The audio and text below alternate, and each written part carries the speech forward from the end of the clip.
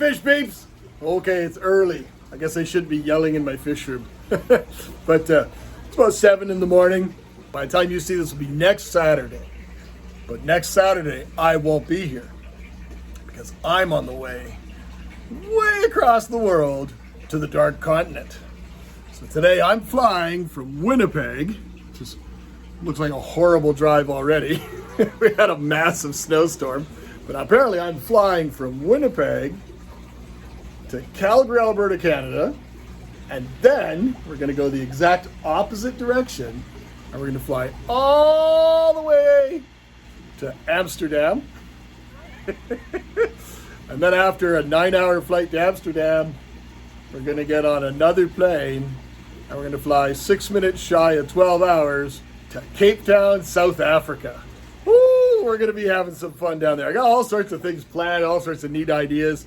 Hopefully we're going to find some incredible video footage for you guys. But I wanted to kind of give you guys an update before I went away, which you'll get while I'm away. Just kind of showcasing all the stuff that's actually been happening here. Now, I guess to most it won't really look much different, but oh, something's missing. Well, the tarantulas right there. And lots of stuff's happening. So I've done, in prep for going away, I've done all the bags are all bagged up for all the foods. Foods are staged on certain tanks for certain things. For my daughter, she takes care of it. She does an exceptional job. Got stuff bagged up for blister and the piranhas and stuff. All the filters have been changed. All the tanks got water changed, and everybody's good to go. Every house plant's been watered. Busy, busy, busy. Now, I'm sure I've shown it before in videos, or at least talked about it, but the stand is built to make this tank and this tank what I call bunk beds, one on top of each other. Isopods are all coming out, spiders are all coming out, bugs are all coming out. Everything's coming out of here except for fish. These won't have a place anymore. Those will. I've shown you guys some of that stuff in some of the plants. But where that tank is there right now, that 120 just has the Asfrachi babies, and these two, I guess there's 65s, they're gonna go right in there right away, and that's what that black stand is that's sitting there right there, all ready to go. But lots of changes have happened out here, and this is all part and parcel of staging for the next thing. So I know the lights are off everywhere and stuff, but we've started gutting the nerd room. The nerd room is, 2/3 empty already, and this is going to be the room where all the creatures are going to be. So all the spiders, all the isopods, all the plants, all the geckos, lizards, snakes, everything's going to be in that room there. But then when we come back into the fish room, doesn't look like I've done much, as I mentioned, but some stuff has happened. I want to show you something. Okay, you guys remember the jungle wall? Jungle wall is still obviously a go. We got a lot of money invested in this, just in foam and silicone and everything like that. But I finally have a solid plan. So we first started off by buying a ton of silicone and siliconing all the foam with a paintbrush and then putting on cocoa fiber, and it works. But the problem being is a lot of that cocoa fiber over the years will eventually start to wear off with water running on it or plant roots or something, and you'll start seeing these type of looks to it, and I don't really like that kind of a look. So we started coming up with a different idea, and it's a product that was a bit more challenging to find in Canada, but we found it, and this is the product known as Dry Lock. And Dry Lock is basically a concrete sealer. So if you have a CP basement or something, so here's what the foam looks like. Here's what the foam looks like when it's sealed with Dry Lock. So instead of spongy, it turns it to cement. It's hard. So it's gonna add some weight to it, but it goes on like painting a very thick paint. So we just did a little bit, just with some extra when we were doing some backgrounds, just to see how it would hold up, and it really, really looks really, really well. And the nice thing about doing the Dry Lock is once it's all in place, I can then go and take a sponge or a dry brush and go and dab in different colors of greens to mimic mosses and stuff, and that'll break up the background so it won't look one solid color until the plant life all starts to really come together. But now that we have a plan, this should hopefully, as soon as I get back, there's lots of stuff that's going to happen, but this is one of them. It just takes a fair bit of time to do it, but you're probably looking at about 5 to 6 hours of just doing this, maybe 1 to 2 coats, make sure it's good to go, and then the next step.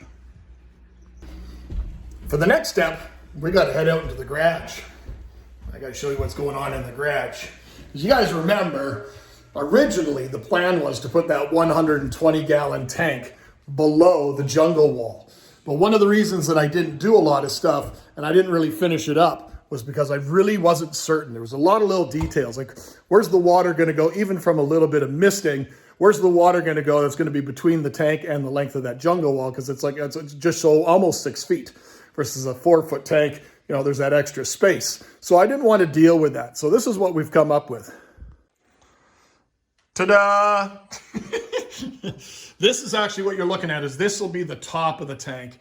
This is the front of the tank here. So it fits exactly the same space that the jungle wall does. It's 30 or 32 front to back, and I believe it's 24 tall. I have all the hardwood framing for making the front and the top, and then I just got to order the glass. But I don't know, it's probably about 250, 260 gallons or something, I don't know. It's a very, very odd footprint, but it was a bit of a waste of wood in the fact that we had, different cutoffs and stuff. But to make one proper tank that fits that space really, really well, I think is absolutely critically important. Now, the thing we will be doing is once this tank's ready to go, and this will happen as soon as we get back, because I got to order the glass not only just for this one, but also for something else, which I'll just give you a quick look at in a second. But I got to order all those glasses right away. But what I got to do is I got to build the frame, and then I'm going to take it down in the house, and then we're going to go in epoxy paint. So, as you guys can see, stuff is actually happening, despite the fact that I'm constantly traveling, I'm constantly on the road. Stuff is actually happening behind the scenes. Slowly, yes, but stuff is happening. Now, the other thing I wanted to show you is I kind of touched base about this fish when I brought these fish back. This was at the Reptile, the Big Giant Expo, the Canadian Aquatic Expo in September. I got this incredible pair of fish from Bobby G's aquarium, and they're doing really, really well in each of them. I also have the female in one tank and the male in one tank, just because I'm not home a lot right now. But I think since we get home, we're going to either clean out a couple of these tanks here, move some of the fish around, plant the tank up, maybe even put on CO2, just because then we'll get that real heavy plant growth. But you got to take a peek at how incredible this pair of fish is. They are outstanding.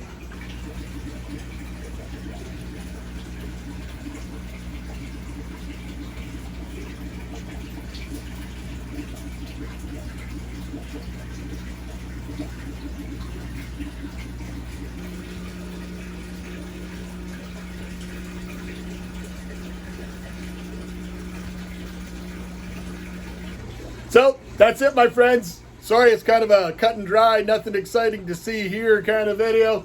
But trust me, when I'm going to be on planes for the next, 36 hours or whatever it is, I'm going to be doing a lot of editing, because that's really what else can you do? I don't even know.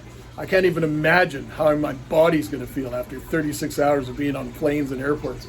But we're going to get a lot of stuff done. I've been getting a lot of video and everything ready to go so I can do all that on the plane. So I'm looking forward to it, my friends.